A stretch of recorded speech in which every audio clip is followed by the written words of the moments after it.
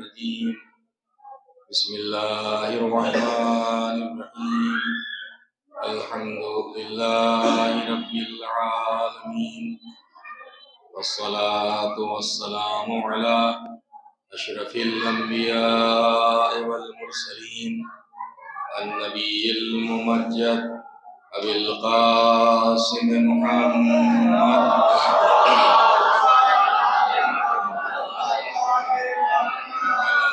بيته الطيبين الطاهرين المعصومين المظلومين ولعنة الله على أعدائهم أجمعين من يومنا هذا إلى قيام يوم الدين. أما بعد فقد قال الله تبارك وتعالى في القرآن الحكيم بسم الله الرحمن الرحيم أني لا أضيع عمل عامل منكم من ذكر أو أنثى صلوات الله.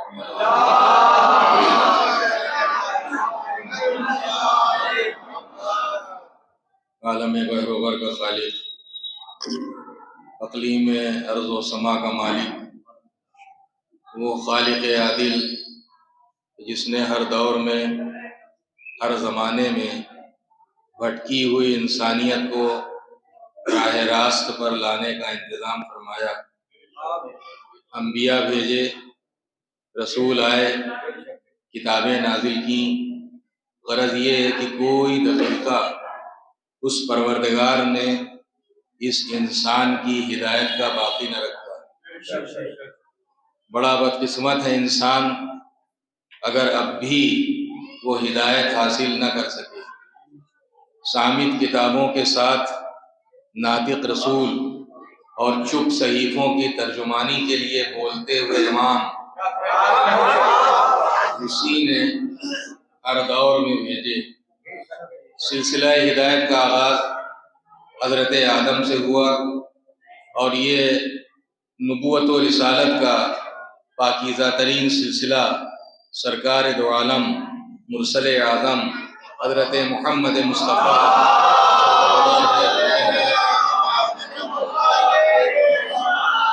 تمام ہو گیا اور ختم ہو گیا. لیکن اس پورے سلسلے پر اگر آپ نظر کریں تو ہر آنے والا رسول یا نبی اپنے ساتھ کچھ معجزات لے کر آیا ہے. یہ معجزات جو اللہ کی طرف سے نبیوں اور رسولوں کو عطا کیے گئے تھے، ان کا مقصد کیا تھا؟ ہر صاحب عقل جانتا ہے کہ ان معجزات کا مقصد بھیڑ لگانا نہیں تھا، مجمع اکٹھا کرنا نہیں تھا، لوگوں کا دل بہلانا نہیں تھا، بطور تماشا کچھ دکھا دینا نہیں تھا. ہر صاحب عقل جانتا ہے کہ ان معجزات کا مقصد فقط نبوت و رسالت کی دلیل فراہم کرنا ہے. اس لیے کہ معجزہ نبوت کی دلیل ہوتا ہے، رسالت کی دلیل ہوتا ہے. اسی لیے ہر وقت معجزہ پیش بھی نہیں کیا جاتا. معجزہ تو اس وقت پیش کیا جاتا ہے کہ جب انکار کرنے والا انکار کرتا ہے اور کہتا ہے کہ اگر آپ سچے ہیں تو ہمیں ایسا کر کے دکھائیے. اس وقت نبی اپنی نبوت کی دلیل میں، رسول اپنی رسالت کی دلیل میں اور امام اپنی امامت کی دلیل میں معجزہ پیش کرتا ہے. تو معجزہ دلیل نبوت کے طور پر ہے، دلیل رسالت کے طور پر. چونکہ دلیل نبوت و دلیل رسالت کے طور پر ہے، اسی لیے جیسا زمانہ تھا اس زمانے کے اعتبار سے اس نبی کو معجزہ عطا کیا گیا. حضرت موسیٰ کے زمانے میں اگر جادو کا زور تھا تو آپ کو یہ معجزہ دیا گیا کہ عصا بطور معجزہ عطا کیا گیا.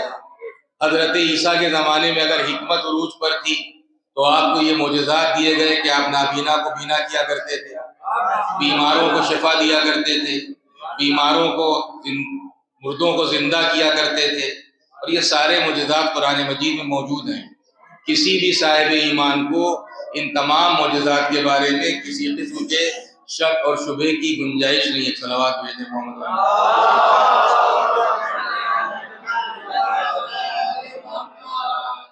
صلوات بھیجیں محمد.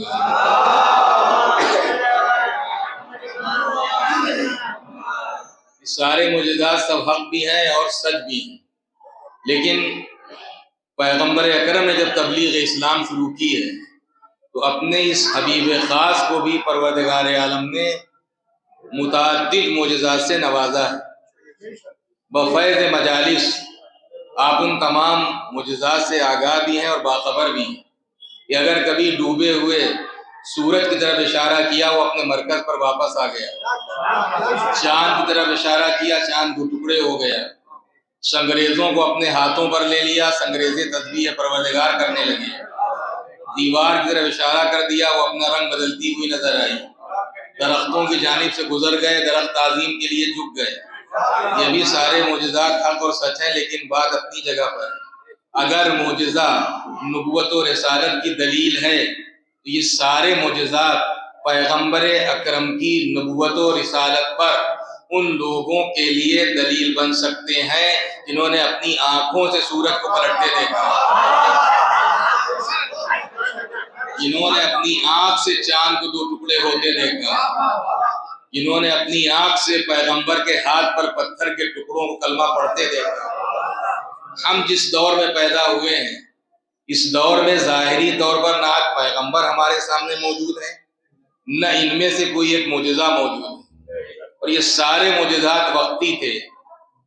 سورج ایک بار واپس ہوا معجزہ ختم ہو گیا، چاند ایک بار دو ٹکڑے ہوا معجزہ ختم ہو گیا، لیکن چونکہ پیغمبر اکرم کی نبوت و رسالت قیامت تک باقی رہنے والی تھی، لہٰذا اس ذات واجب پر واجب تھا کہ جب تک نبوت باقی رہے، جب تک رسالت باقی رہے، اس وقت تک پیغمبر کا کوئی معجزہ باقی رہے،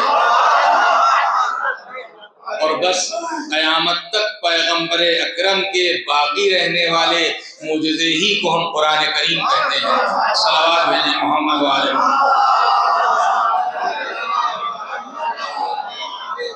یہ قرآن قیامت تک کے لیے پیغمبر اکرم کا معجزہ ہے۔ صادق آل محمد امام جعفر صادق علیہ السلام فرماتے ہیں کبھی قرآن پر کہنگی طاری نہیں ہوتی، یہ قرآن کبھی پرانا نہیں ہو سکتا۔ اور جو حضرات تلاوت قرآن کا ذوق اور قرآن فہمی کا شوق رکھنے والے ہیں مجھ سے بہتر جانتے ہیں کہ اللہ نے قرآن کا اسلوب اور انداز ایسا رکھا ہے، اس کی آیات کی نشست، اس کے الفاظ کی نشست پروردگار نے ایسی رکھی ہے، یہ قرآن زمانے کے پیچھے نہیں چلتا، زمانے کے ساتھ نہیں چلتا، زمانے کے آگے چلتا۔ یہ قرآن کی تازگی ہے، قرآن تازہ بھی ہے اور تازگی بخش بھی ہے، یہ زندہ بھی ہے اور زندگی عطا کرنے والا بھی ہے۔ صلوات بھیجیں محمد و آل محمد۔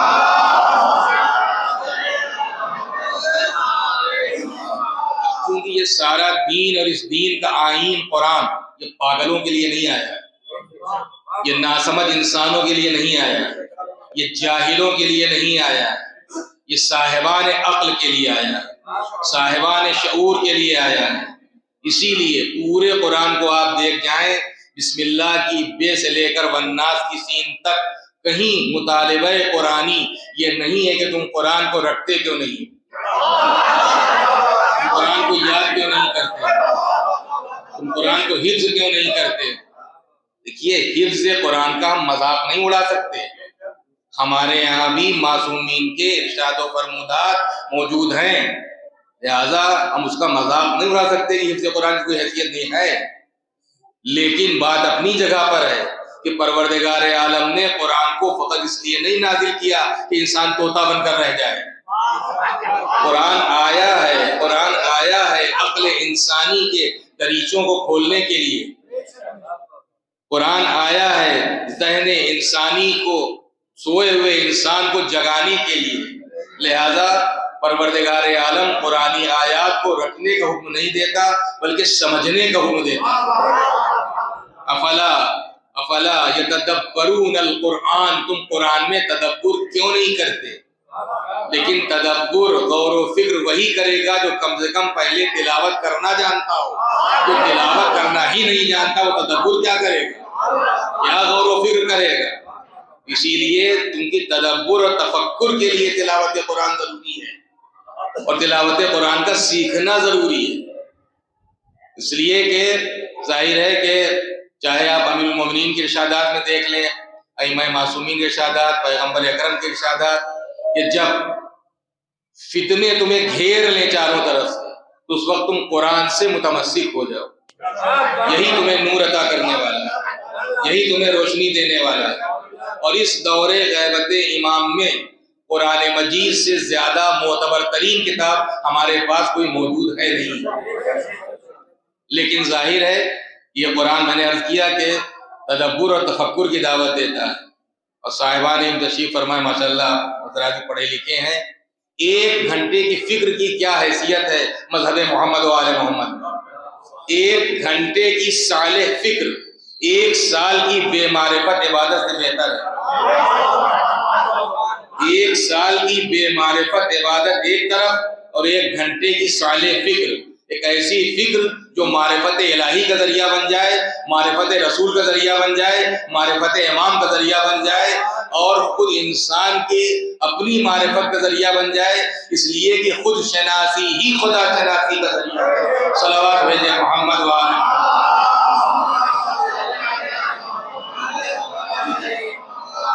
اور صلوات بھیجیں محمد وآل۔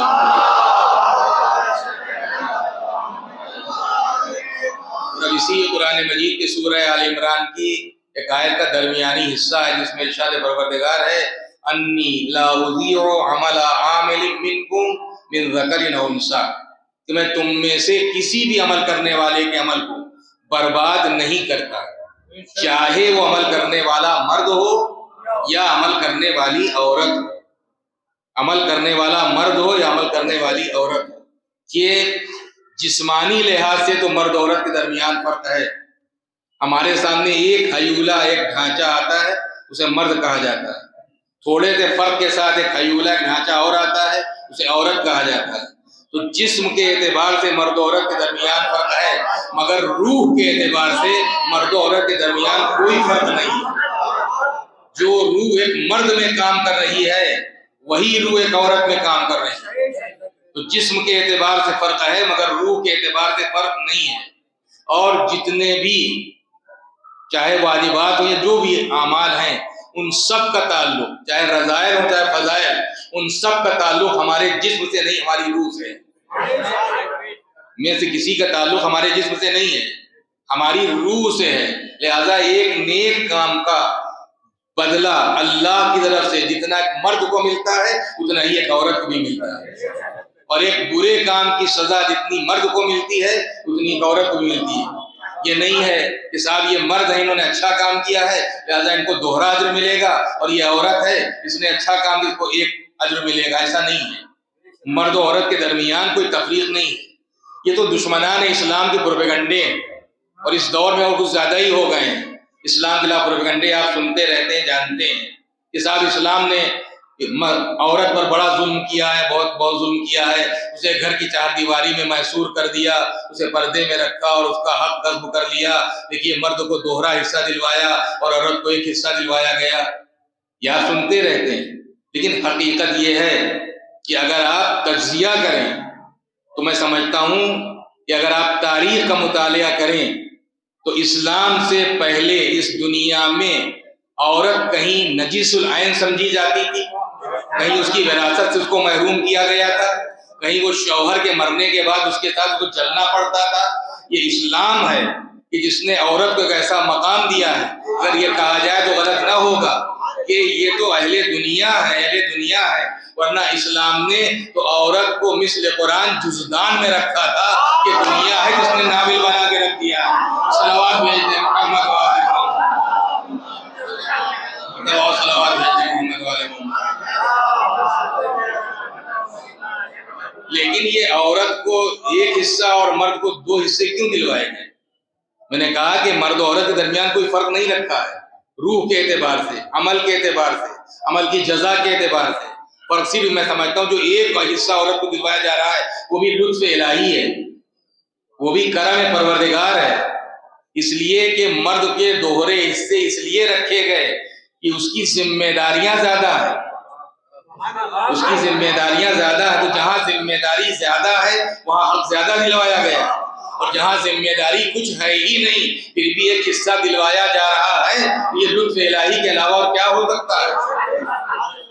بیٹا جب تک اپنے پیروں نہیں کھڑا ہوا، ظاہر ہے کہ وہ ماں باپ کے زیر سایہ ہے، لیکن جس دن اپنے پیروں کھڑا ہو گیا اپنی ذمہ داری اس کو نبھانا ہے۔ شادی ہو گئی، اپنے بال بچوں کا ذمہ دار، ماں باپ بوڑھے ہیں، بوڑھے ماں باپ کا ذمہ دار، تو یہ اپنے پورے گھر کا ذمہ دار، خود اپنا ذمہ دار، اپنے بال بچوں کا ذمہ دار، اپنے بوڑھے ماں باپ کا ذمہ دار۔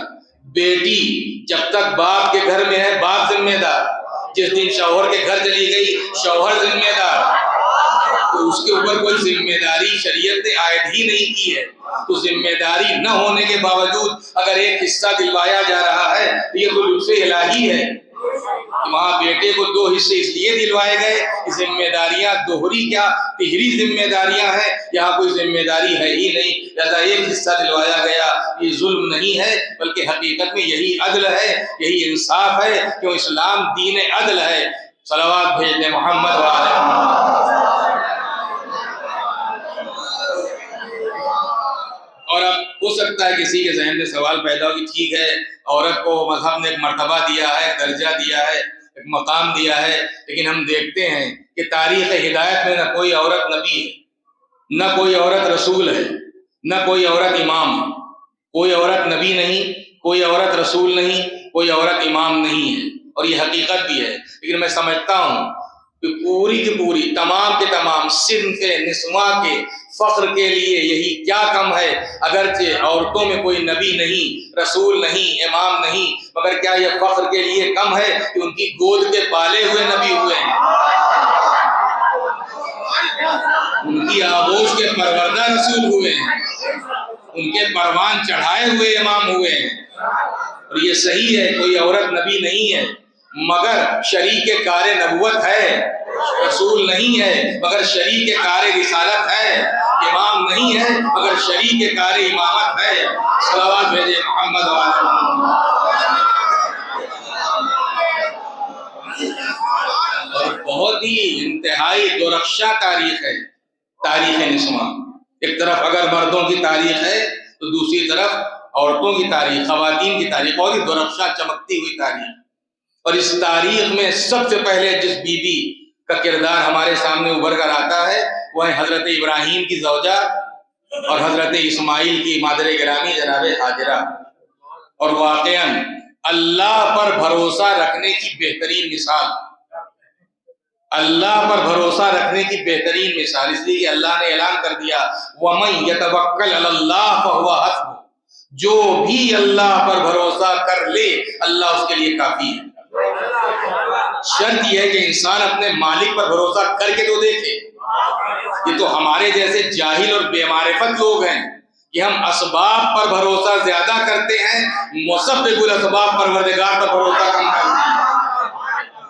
اگر انسان اپنے مالک پر بھروسہ کر کے دیکھے تو وعدہ خلافی کرنے والا نہیں ہے۔ وَمَن يَتَوَكَّلْ عَلَى اللَّهِ فَهُوَ حَسْبُهُ، جو بھی اللہ پر بھروسہ کر لے اللہ اس کے لیے کافی ہے۔ جناب ہاجرہ بہترین مثال، توکل علی اللہ، اللہ پر بھروسے کی۔ حضرت ابراہیم اللہ کے حکم سے اپنے بیٹے حضرت اسماعیل جو آغوش میں ہیں، اور جناب ہاجرہ کو عرض حرم جہاں اس وقت خانہ کعبہ ہے اس عرض مکہ پر لا کر اتارتے ہیں۔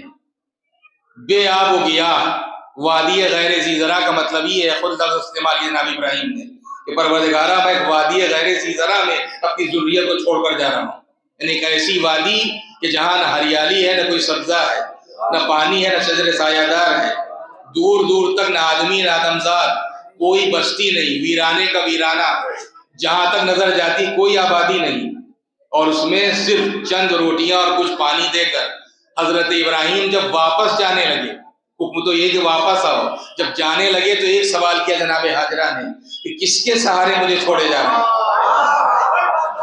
کس کے سہارے مجھے چھوڑے جا رہے ہیں، اور ایک جواب جناب ابراہیم نے دیا ہے۔ اس کے بعد جناب ہاجرہ نے پلٹ کر کوئی سوال نہیں کیا کہ جس کے حکم پر میں نے تمہیں یہاں پہنچایا، جس کے حکم پر میں نے تمہیں یہاں پہنچایا ہے اسی کے سہارے چھوڑے جا رہا ہوں۔ اس کے بعد جناب ہاجرہ نے پلٹ کر کوئی سوال نہیں کیا کہ روٹیاں کتنے دن کام آئیں گی، یہ پانی کب تک چلے گا، اس بچے کا کیا ہوگا، میری زندگی کیسے بسر ہوگی، یہ لق و دق صحرا، آدمی نہ آدمزاد، نہ کوئی بستی ویرانے کا ویرانہ کچھ بھی یہاں نہیں ہے، نہ کوئی شجر سایہ دار ہے، نہ پانی کا چشمہ ہے، زندگی گزرے گی کیسے؟ لیکن وہی ہے اللہ پر بھروسہ رکھنے والی بیوی۔ اور آپ حضرات جانتے ہیں کہ اللہ نے کیسا انتظام و اہتمام کیا، وقت نہیں ہے کہ تفصیل پیش کی جائے، لیکن اللہ نے بہرحال انتظام کیا ہے کہ خانہ کعبہ ہی نہیں بلکہ پورا مکہ آباد ہوا، پورا مکہ آباد ہوا، اسی کے بعد پورا مکہ آباد ہو گیا۔ اور پھر قبیلہ بنی جرہم کے لوگ آئے اور ان سے بیعت اور معاہدہ ہوا جناب ہاجرہ سے۔ لیکن صرف ایک گوشہ آپ کی حیات کا عرض کرنا چاہتا ہوں، جس وقت پانی ختم ہو گیا، روٹیاں تمام ہو گئیں، ماں بھوکی پیاسی تو بچہ بھی بھوکا پیاسا ہے، ماں تو ماہی ہوتی ممتا بے قرار ہوئی، اپنے بچے کو زمین پر لٹایا اور کبھی صفا کی پہاڑی پر اور کبھی مروہ کی پہاڑی پر، کبھی اس پہاڑی پر کبھی اس پہاڑی پر، کہ شاید کوئی آتا جاتا دور سے دکھائی دے جائے، کچھ زندگی کے اسباب فراہم ہو جائے، اس لیے کہ بچہ پیاسے بلک رہا ہے، تڑپ رہا ہے۔ 7 مرتبہ صفا سے مروہ اور مروہ سے صفا گئی ہیں۔ اس کے بعد جب آئی ہیں تو دیکھا کہ حضرت اسماعیل ایڑیاں رگڑ رہے ہیں، ماں سے یہ تڑپنا دیکھا نہ گیا، منہ پھیر کر کھڑی ہو گئی۔ تھوڑی دیر کے بعد جب نظریں مڑی ہیں تو قدرت خدا کا جلوہ نظر آیا، وَمَن يَتَوَکَّلْ عَلَى اللَّهِ فَهُوَ حَسْبُهُ، جو بھی اللہ پر بھروسہ کر لے اللہ اس کے لیے کافی ہے۔ دیکھا جہاں پر جناب اسماعیل ایڑیاں رکھی ہیں وہیں سے پانی ابل رہا ہے، پانی کا چشمہ جاری ہے۔ اور یہ جو زمزم کا لفظ ہم اور آپ استعمال کرتے ہیں، یہ عربی لفظ نہیں، یہ عبرانی زبان کا لفظ ہے، سب سے پہلے جناب ہاجرہ کی زبان پر آیا تھا۔ وہ پانی ابل رہا تھا، پھیلتا جا رہا تھا، اس ابلتے اور پھیلتے ہوئے پانی کو دیکھ کر جناب ہاجرہ نے حکم دیا، زم زم، ٹھہر جا ٹھہر جا۔ صادق آل محمد امام جعفر صادق علیہ السلام فرماتے ہیں، یہ جناب ہاجرہ کی سچی زبان کا اثر تھا، ورنہ اگر انہوں نے یہ حکم نہ دیا ہوتا تو یہ چاہے زمزم نہیں، نہر زمزم ہوتی۔ لیکن اللہ نے اپنی کنیز خاص کی لاج رکھی ہے، اور اللہ یوں ہی اپنے بندوں کی لاج رکھا کرتا ہے، تو اسے قریب ہو کر تو دیکھ، جب تقرب کی منزل میں کوئی آ جاتا ہے تو یوں ہی لاج رکھتا ہے۔ صلوات بھیجیں محمد وعلی محمد۔ لیکن ایک سوال ذہن میں پیدا ہوتا ہے کہ کوئی غیر معمولی کام تو نہیں کیا جناب ہاجرہ نے کہ صاحب اس صحیح کو قیامت تک کے لیے جزو حج بنا دیا گیا، یعنی جو بھی حج کے لیے جائے گا یا عمرہ کرنے کے لیے جائے، طواف کرے گا، 2 رکعت نماز مقام ابراہیم کے پیچھے پڑھے گا، اس کے بعد اسی طرح صحیح کرے جیسے جناب ہاجرہ نے صحیح کی تھی، تو کوئی بھی ماں ہوتی اپنے بچے کی جان بچانے کے لیے یوں ہی دوڑتی دھوپتی۔ انسان کی فطرت ہے، اکیلا ہوگا تب بھی چیخے گا، چلائے گا، ادھر جائے گا ادھر جائے گا، تو کون سا ایسا غیر معمولی کام جناب ہاجرہ نے کیا؟ ایک اپنے بچے کی جان بچانے کے لیے اگر ایک ماں نے کوشش کی ہے تو یہ صاحب قیامت تک کے لیے اس صحیح کو جزو حج بنا دیا جائے اور اس ہاجرہ کی یادگار کی قائم کی جائے، یادگار قائم کر دی جائے، کیا ہے؟ لیکن حقیقت یہ ہے کہ یہ تو ہمارے جیسے سمجھتے ہیں ایک بچے کو ماں نے بچایا، لیکن ہم بھول جاتے ہیں کس بچے کو بچایا ہے۔ یہ جناب اسماعیل کو بچایا ہے، اور حضرت اسماعیل ہی کی نسل میں آگے چل کر حضرت عبد المطلب آنے والے ہیں، صلب جناب عبد المطلب سے حضرت عبداللہ آنے والے ہیں، صلب حضرت عبد المطلب سے حضرت ابو طالب آنے والے ہیں، صلب جناب عبداللہ سے پیغمبر اکرم آنے والے ہیں، صلب حضرت ابو طالب سے امیر المومنین آنے والے ہیں، صلب امیر المومنین سے امام حسن اور امام حسین آنے والے ہیں، صلب حسین سے صلب امام زین العابدین، ان کے صلب سے امام محمد باقی، یعنی یہ سلسلہ امام زمانہ تک جاتا ہے۔ تو اگر یہ کہا جائے تو غلط نہ ہوگا کہ ایک ماں نے فقط اپنے بچے کو نہیں بچایا ہے، قیامت تک کے لیے پورے سلسلہ نبوت و رسالت و امامت کو بچایا ہے، اب اللہ نے یہ جزا عطا فرمائی ہے۔ صلوات بھیجیں محمد وعلی محمد۔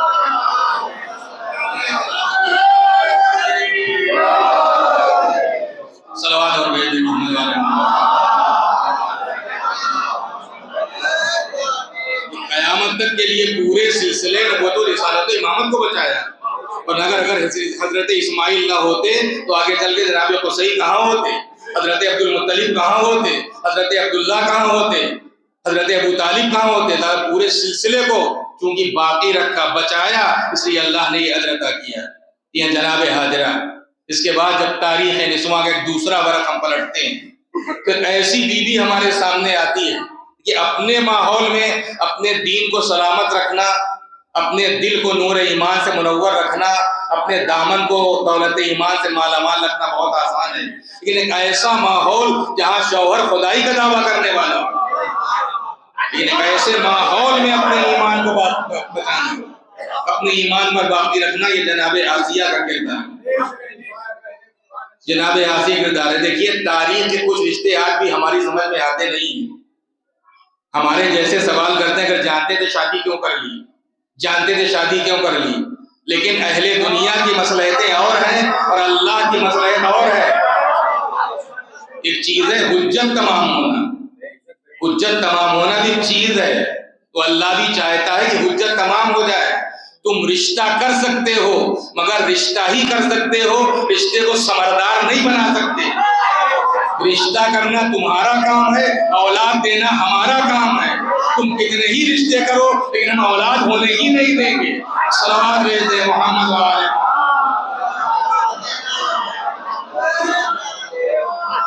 تم اپنی دنیاوی مصلحت کی بنیاد پر کچھ سوچ کے کہ ہاں مستقبل میں یہ ہو جائے گا، مستقبل میں ہمارے یہ ہاتھ آ جائے گا، مستقبل میں ہمارا کنٹرول اس پر ہو جائے گا، کرو رشتے، لیکن رشتے کو ثمردار تم نہیں بنا سکتے۔ تم فقط رشتہ ہی کر سکتے ہو، رشتے کو ثمردار بنانا ہمارا کام ہے، ہمارا کام ہے۔ لہذا بہت سارے رشتے جو ہماری سمجھ میں نہیں آتے، یہ بھی رشتہ سمجھ میں نہیں آتا جب ایسا بدبختہ چھوڑ کر چلی گئی ہوتی۔ میں نے کہا کہ اللہ اپنی مصلحت جانتا ہے، ضروری تھا کہ قصر فرعون میں آسیہ جیسی مومنہ موجود ہو تاکہ حضرت موسیٰ جیسے نبی کی پرورش ہو۔ ورنہ اگر جناب آسیہ نہ ہوتی جناب موسیٰ کی پرورش کیسے ہوتی، جناب موسیٰ کا تحفظ کیسے ہوتا؟ جناب آسیہ ہیں۔ میں نے کہا کہ تاریخ نسواں بہت ہی درخشاں تاریخ ہے، ایک سے ایک بیوی آپ کو تاریخ میں ملے گی۔ حضرت آسیہ کے بعد پھر ایک ایسی بیوی ہمارے سامنے آتی ہے جس کا نام لے کر اللہ نے اس کی طہارت کا اعلان کیا۔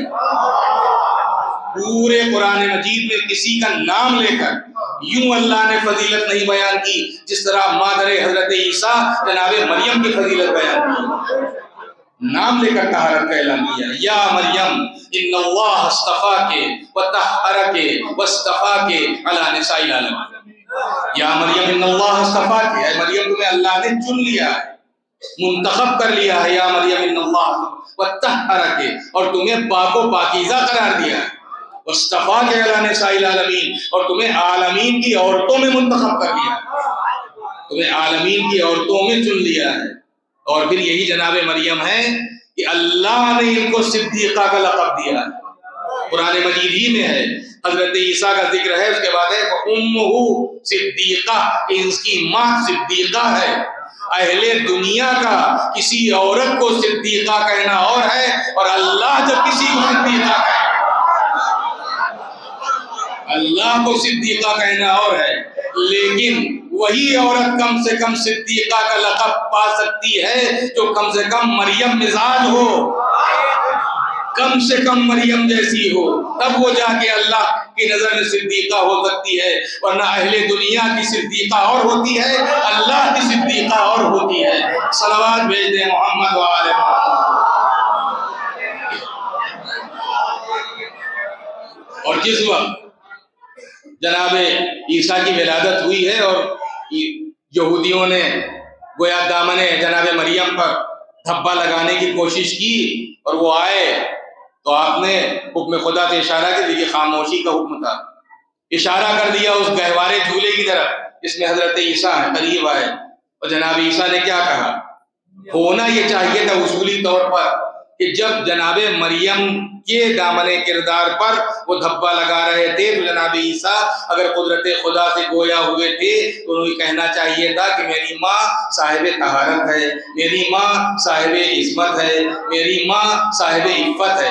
لیکن نہ اپنی ماں کی عفت کی گواہی دی، نہ طہارت کی گواہی دی، نہ عصمت کی گواہی دی، بلکہ اپنے عبد ہونے کا اعلان کیا، اپنے نبی ہونے کا اعلان کیا، اپنے صاحب کتاب ہونے کا اعلان کیا کہ انی عبداللہ آتانی الکتاب وجعلنی نبیہ، میں اللہ کا بندہ ہوں، مجھے نبی بنایا گیا ہے، میں صاحب کتاب ہوں، اللہ نے مجھے کتاب عطا کی ہے۔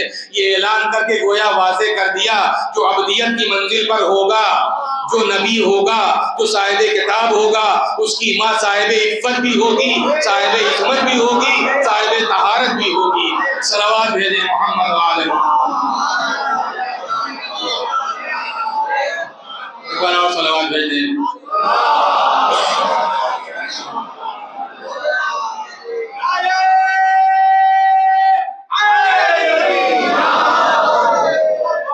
جناب مریم، اور جناب مریم کے بعد ایک ایسی خاتون ہمارے سامنے آتی ہے جس کا لال امن کا پیغمبر بن گیا، وہ ہے حضرت آمنہ۔ میں نے کہا کہ آمنہ کا لال امن کا پیغمبر بن گیا۔ جو دین اس نے پیش کیا اس میں ہے، جو اس کے روٹ لفظ ہے سلم۔ اسلام میں کیا ہے؟ سین لام میم، ان کا مجموعہ سلم، سلم کا مطلب سلامتی، اور اسی سلامتی کے پیش نظر پیغمبر نے جب مسلمان کی تعریف کی تو آپ نے فرمایا المسلم من سلم المسلمون من یدہ ولسانہ، مسلمان وہ ہے جس کے ہاتھ اور زبان سے دوسرے مسلمان محفوظ رہیں۔ مسلمان وہ ہے جس کے ہاتھ اور زبان سے دوسرے مسلمان محفوظ رہیں، لیکن چونکہ ایمان کا درجہ اسلام سے بہت بلند ہے، لہذا جب مومن کی تعریف کی تو اس کو اس قدر پھیلا دیا ہے کہ اس کی انتہا نہیں ہے۔ فرماتے ہیں المومن من امنا جارہ بوائقہ، مومن وہ ہے جس کے خطروں سے اس کا پڑوسی محفوظ رہے۔ آپ غور فرمائیں کیا فرق ہے، یہ نہیں فرمایا کہ مومن وہ ہے جس کے خطروں سے اس کا مومن پڑوسی محفوظ رہے، اس کا مسلم پڑوسی محفوظ رہے۔ ہم جس ملک میں رہتے ہیں، جس ماحول میں رہتے ہیں، یا ہمارے پڑوس میں رہنے والا کوئی ہمارا ہم مسلک بھی ہو سکتا ہے، ہم مذہب بھی ہو سکتا ہے، ہم فرقہ بھی ہو سکتا ہے، کوئی غیر بھی ہو سکتا ہے۔ اس کا مطلب کیا ہے کہ ایمان بلا تفریق مذہب و ملت امن کا عنوان ہے، صلح و سلامتی کا پیغام ہے۔ مومن ہمیشہ مصلح ہوتا ہے، کبھی مفسد نہیں ہوتا۔ مصلح ہونا اور ہے، وہ فسادی ہونا اور ہے۔ صلوات بھیجیں محمد وعلى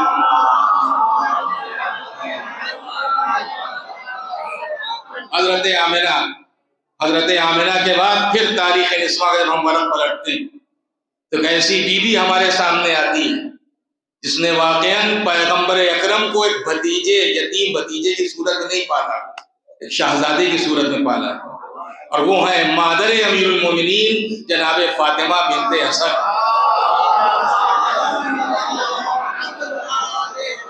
حضرت فاطمہ بنت اسد، یہ ممکن ہے کہ کبھی بیت ابو طالب سے ان کے بچے برآمد ہوئے ہوں تو تن پہ صحیح لباس نہ ہو، لیکن کوئی تاریخ کوئی ایک ایسا موقع نہیں دکھا سکتی کہ جب بیت حضرت ابو طالب سے کبھی پیغمبر اکرم برآمد ہوئے ہیں تو کبھی پھٹا پرانا لباس ان کے زیب تن ہو، نہ کبھی سجے سجائے ہمیشہ نکلیں۔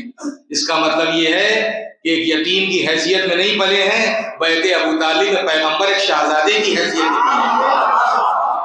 میں نے عرض کیا کہ جناب فاطمہ بنت اسد ایک دن بھی شکوہ نہیں کیا حضرت ابو طالب سے، حالانکہ جناب فاطمہ بنت اسد سے رشتہ بلا واسطہ نہیں تھا، بال واسطہ تھا، حضرت ابو طالب کے واسطے سے رشتہ تھا۔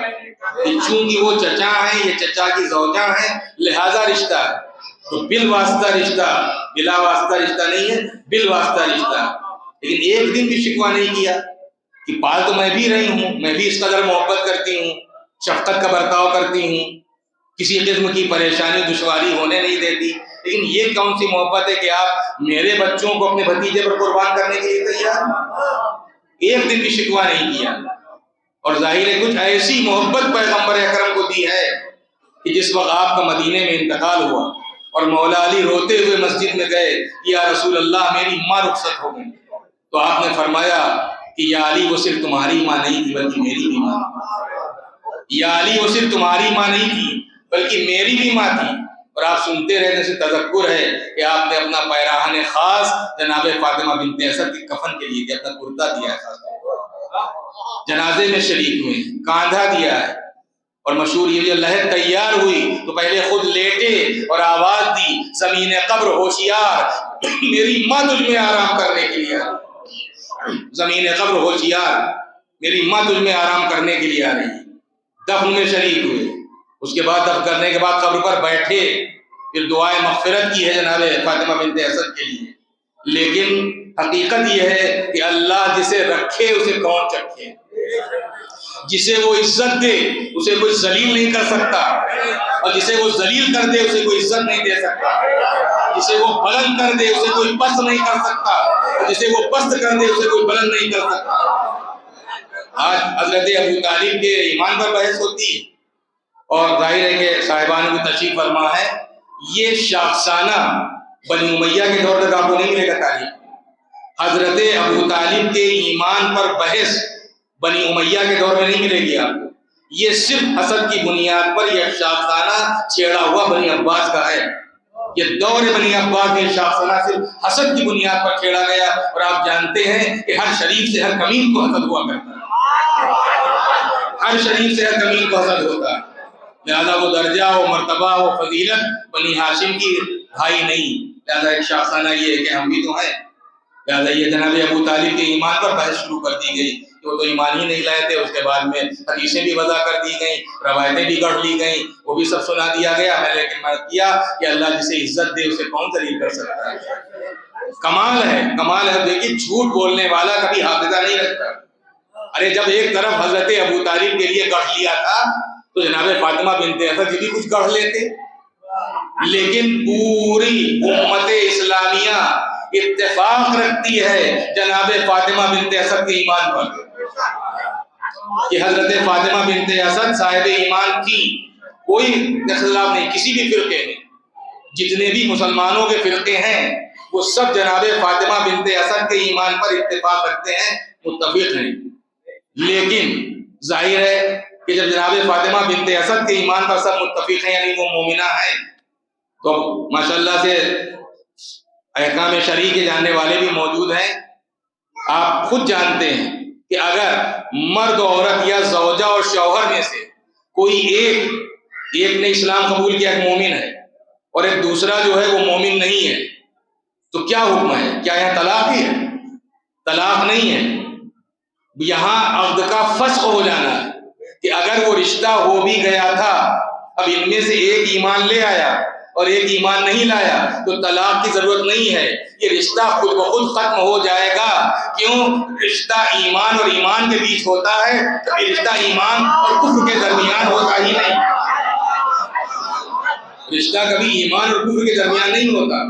آپ توضیح مسائل اٹھا کر دیکھ لیں کہ اگر ایک زوجہ کافر ہو گئی ہے، کافرہ ہے، اور وہ مومن ہے، یا وہ کافر ہو گیا یہ مومنہ ہے، تو طلاق کی ضرورت ہی نہیں ہے، اب خود بخود فسخ ہو گیا۔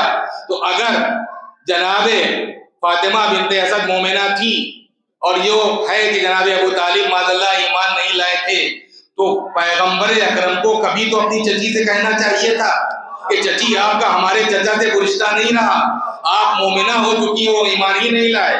یہ حضرت ابو طالب سے آ کر کہتے کہ چچا باپ چچی کے قریب نہ جائیے گا، آپ کا رشتہ ختم ہو چکا ہے، اس لیے کہ آپ مومن نہیں وہ مومنہ ہیں۔ لیکن تا حیات آخری دم تک پیغمبر اکرم کا خاموش رہنا بتاتا ہے کہ دنیا کی نظر میں ابو طالب کچھ بھی ہوں، لیکن پیغمبر کی نظر میں ابو طالب اسی طرح مومن کامل ہے جس طرح جناب فاطمہ بنت اسد مومنہ ہے، اسی طرح مومن کامل ہے۔ اور حضرت ابو طالب پر ایمان کی بحث، خدا کی قسم حضرت ابو طالب کو درجہ ہے کہ ہم نے دو شخصیتوں کو آغوش ابو طالب میں پلتے دیکھا ہے، ایک بھتیجے کو پالا ہے، ایک بیٹے کو پالا ہے۔ بھتیجے کو پالا تو سید المرسلین بن گیا، بیٹے کو پالا تو امیر المومنین امام المتقین بن گیا۔ جس کی گود کے بالے ایسے ہوں اس کا ایمان کیسا ہوگا؟ صلوات بھیج محمد و آل محمد۔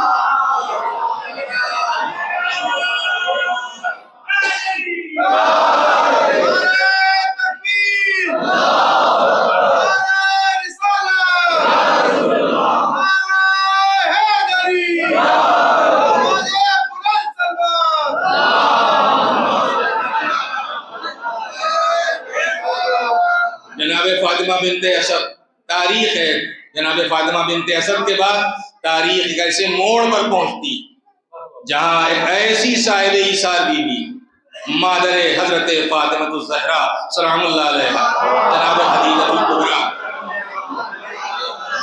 اور خدا کی قسم اگر دولت خدیجہ اور قوت ابو طالب نہ ہوتی تو شاید اتنی آسانی کے ساتھ ہم صدائے لا الہ الا اللہ سن نہ سکتے تھے۔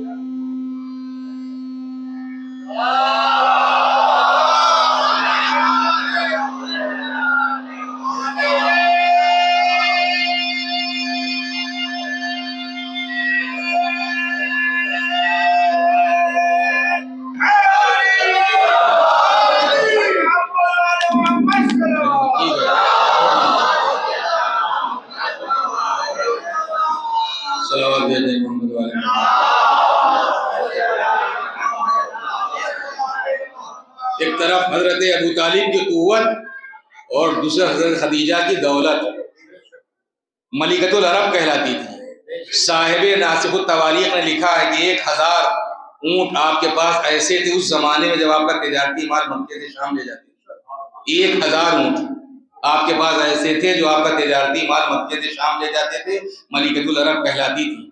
لیکن اپنی زندگی کے لیے اگر کسی کو قبول کیا ہے، صنادید عرب کے پیغامات آئے ہیں، سارے پیغامات نہیں ہے، بڑے بڑے لوگوں کے پیغام ہیں، مگر خدیجہ نے پیغامات کو ٹھکرایا اور اپنی زندگی کے لیے اگر کسی کو منتخب کیا، ظاہری طور ایسے شخص کو جس پر نہ دولت، نہ حکومت، نہ ثروت، نہ اقتدار، کہ وہ صورت یتیم پیدا ہوا جس کی پرورش کے چچا کے گھر میں ہوئی۔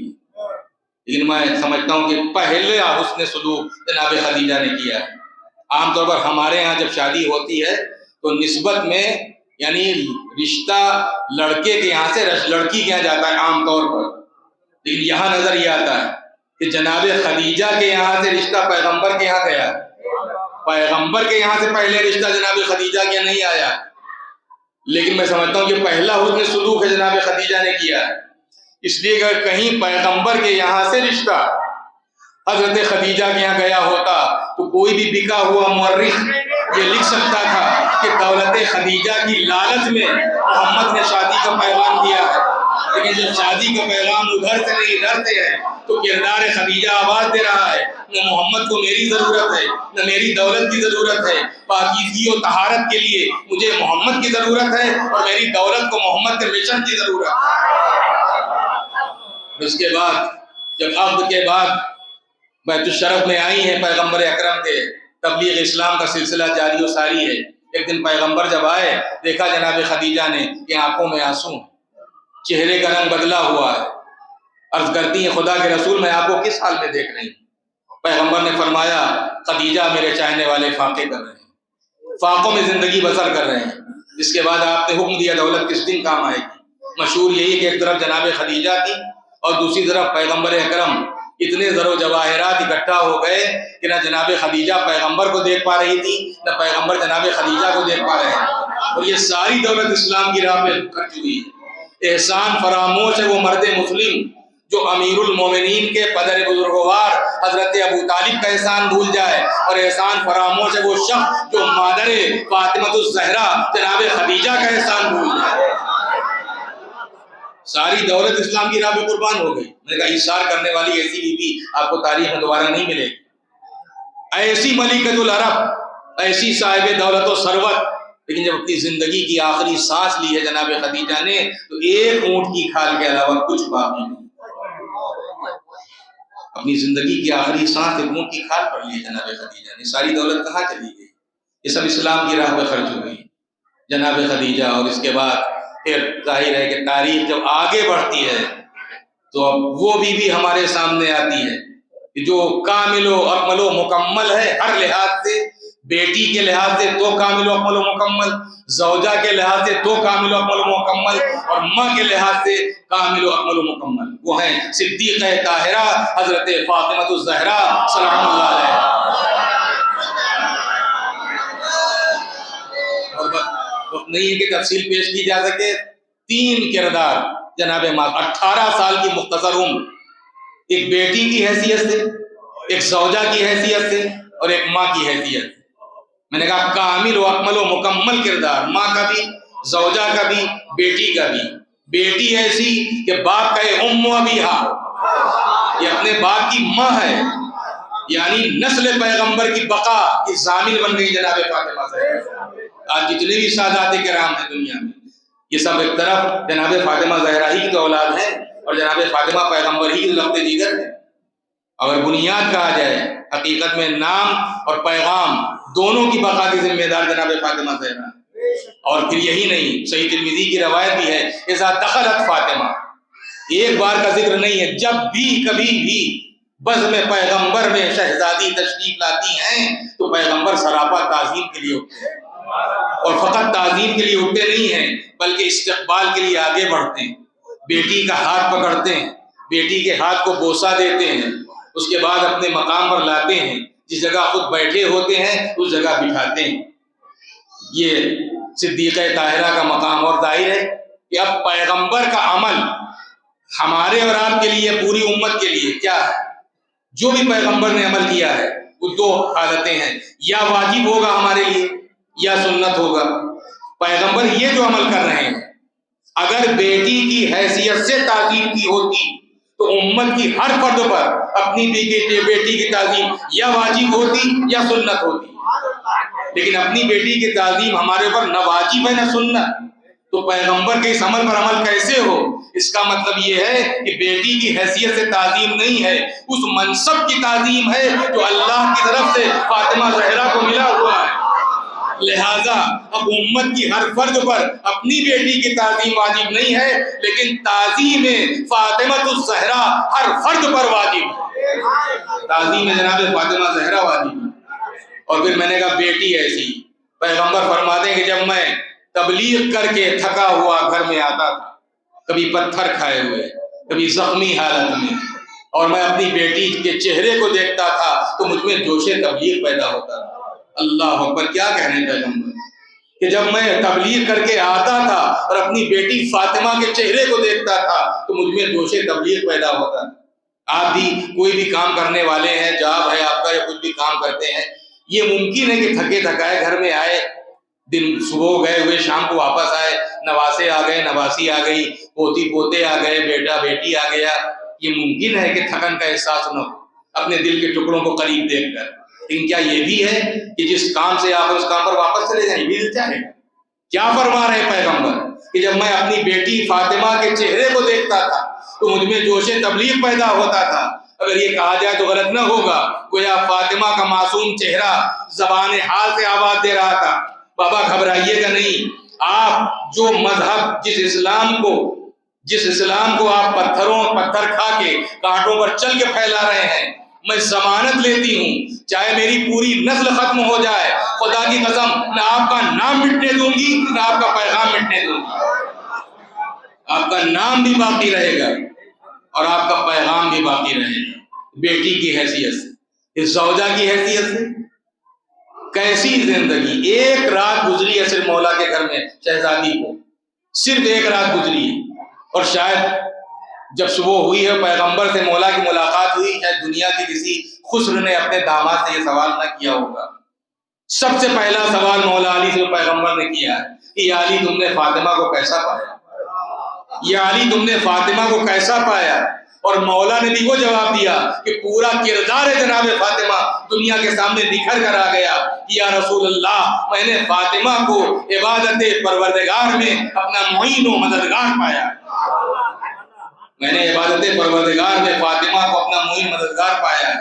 دیکھیے ہمارے یہاں بھی رشتے ہوتے ہیں، ہم ہو یا آپ، لیکن ہماری زندگی میں آنے والی عورت زیادہ تر شریک حیات تو ہوتی ہے، لیکن کوئی ضروری نہیں ہے کہ شریک مقصد حیات بھی ہو، فقط شریک حیات ہونا اور ہے، اور شریک حیات ہونے کے ساتھ ساتھ شریک مقصد حیات ہونا اور ہے۔ فاطمہ علی کے لیے فقط شریک حیات ہی نہیں، شریک مقصد حیات بھی ہے، اسی لیے تو فرمایا یا رسول اللہ میں نے فاطمہ کو عبادت پروردگار میں اپنا معین و مددگار پایا۔ اور بس آخری بات ماں کی حیثیت سے، ماں بچوں کی تعلیم و تربیت پر سب سے زیادہ جس کا اثر ہوتا ہے وہ ہے ماں، باپ اتنا اثر انداز نہیں ہوتا جس قدر ماں اثر انداز ہوتی ہے۔ باپ کچھ بھی کرے، لیکن جس وقت جنین وہ بچہ ماں کے شکم میں پرورش پا رہا ہے، باپ چاہے جیسا ہو، جو بھی اس کی ایکٹیویٹیز ہوں، جو بھی اس کے اعمال ہوں، جو بھی اس کا کردار ہو، اس کا اثر اس بچے پر پڑنے والا نہیں ہے۔ لیکن جب تک یہ بچہ ماں کے شکم میں ہے، ماں کھائے گی اثر پڑے گا، ماں سنے گی اثر پڑے گا، ماں بولے گی اثر پڑے گا، ماں سوچے گی اثر پڑے گا، حرام کھائے گی تو حرام کا اثر ہوگا، حلال کھائے گی تو حلال کا اثر ہوگا، جائز دیکھے گی تو جائز کا اثر ہوگا، ناجائز دیکھے گی تو ناجائز کا اثر ہوگا، اور ایسی باتیں سنے گی جس سے تقویت ملنے والی ہو، معرفت حاصل ہونے والی ہو، اس کے اثرات کچھ اور ہوں گے۔ حرام سنے گی، حرام سوچے گی تو جیسا کہے گی اس کا اثر پڑ رہا ہے، حرام کھائے گی تو ایسا نہیں اسی پر اثر پڑ رہا ہے، اس جنین پر بھی اثر پڑے گا۔ اسی لیے معصومین کی طرف سے اس مرحلوں کے لیے تمام تر ہدایات موجود ہیں، پورے ہدایات موجود ہیں کہ اس ماحول میں عورت کو کیسا ماحول چاہیے، کس طرح سے آپ رکھیں، اسے کیا کھلائیں، اس کے سامنے کیا ہوں، کس قسم کے قصے، کیسے واقعات اس کے سامنے بیان کیے جائیں، تاکہ جتنی طہارت ہوتی چلی جائے گی اتنا ہی بچہ طاہر ہوتا چلا جائے گا۔ صلوات بھیج دیں محمد وعلیہ۔ یہ ماں کی حیثیت سے جناب فاطمہ زہرا پر دیکھنا ہے تو میں امام حسن امام حسین ذکر نہیں کرتا، تربیت جناب فاطمہ اگر دیکھنا ہے تو جناب ثانیہ زہرا حضرت زینب کو دیکھیے، حضرت ام کلثوم کو دیکھیے، یہ تربیت جناب فاطمہ زہرا ہی تو تھی کہ 9 محرم عصر کے وقت ثانیہ زہرا جناب زینب کی بے ہوشی کا تذکرہ تاریخ کربلا میں آپ کو مل جائے گا۔ 9 محرم عصر کے وقت جناب زینب بے ہوش ہوئی ہیں، لیکن تقریباً 24 گھنٹے کے بعد جو بہن 9 محرم کو عصر کے وقت یہ سوچ کر بے ہوش ہو جاتی ہے کہ شاید میں اپنے بھائی کی ہو جاؤں گی، میرا بھیا شہید کر دیا جائے گا، تقریباً 24 گھنٹے کے بعد جب وہی بہن اپنے اسی بھائی کی لاش پر دوڑتے ہوئے گھوڑے دیکھتی، جب اسی بھائی کا کٹا ہوا سر نوکے نیزہ پر دیکھتی تو بے ہوش نہیں ہوتی، کیوں؟ اسے احساس ذمہ داری، یہ احساس ذمہ داری جو زینب کے ہاں ہے، یہ تربیت جناب فاطمہ زہرا کا اثر ہے۔ یہ ذمہ داری کا احساس وہی ہے جو ثانیہ زہرا جناب زینب کے ہاں ہے، صدیقہ طاہرہ کا اثر ہے۔ اس لیے کہ وفات پیغمبر اکرم کے بعد جو حالات پیدا ہوئے، یہ صدیقہ طاہرہ کا ظاہر احساس ذمہ داری ہی تھا کہ انہوں نے امیر المومنین کا تحفظ ہی نہیں کیا، ولایت کو بچایا ہے، امامت کو بچایا ہے، اور سارا رخ مظالم کا اپنی طرف کر لیا، ورنہ تو پوری پلاننگ تھی، امیر المومنین کو قتل کر دیا جاتا، امام حسن امام حسین کو قتل کر دیا جاتا۔ مولا علی کا خود ارشاد ہے کہ وفات پیغمبر کے بعد جو میرے امتحانات ہوئے، اس میں پہلا امتحان وہ تھا جب پیغمبر کی لاش میرے نظروں کے سامنے تھی، میں سوچ رہا تھا آخر یہ مسجد کا مجمع کہاں چلا گیا، رسول کا جنازہ اور اس کے ساتھ یعنی گویا کہنا کہ مظلومیت کے ساتھ اٹھ رہا ہے، کہاں چلا گیا مسجد کا مجمع۔ پھر فرماتے ہیں دوسرا امتحان اس وقت ہوا ٹھیک پیغمبر کی وفات کے تیسرے دن جب زہرا کے گھر میں آگ لگی، آئے جلتا ہوا دروازہ، آگ اور لکڑی جب جمع کی گئی، شہزادی نے کہا کہ کیا اس گھر میں آگ لگا دو گے، اس میں تو میرے چھوٹے چھوٹے بچے ہیں۔ آواز دی ملعون نے کہ ہاں ہم آگ لگا دیں گے، اور آگ لگا دی گئی۔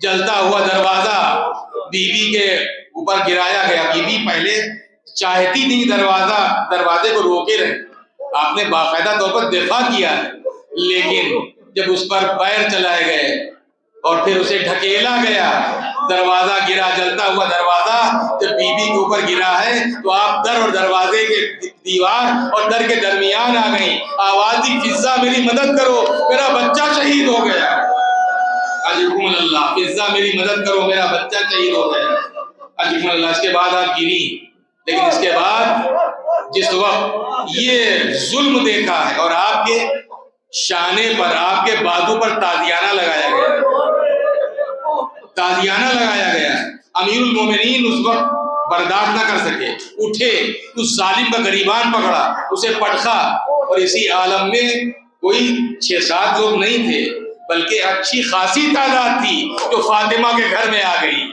اور امیر المومنین کو ایک طرف جناب فاطمہ زہرا فریاد گناہ ہیں، فریاد کر رہی ہیں اور مولا کو گھسیٹتے ہوئے کھینچتے ہوئے لے جا رہے تھے، آواز دے رہی تھی خلو ابو الحسن، ارے ابو الحسن کو چھوڑ دو، ورنہ میں سر کے بال دکھائے دیتی۔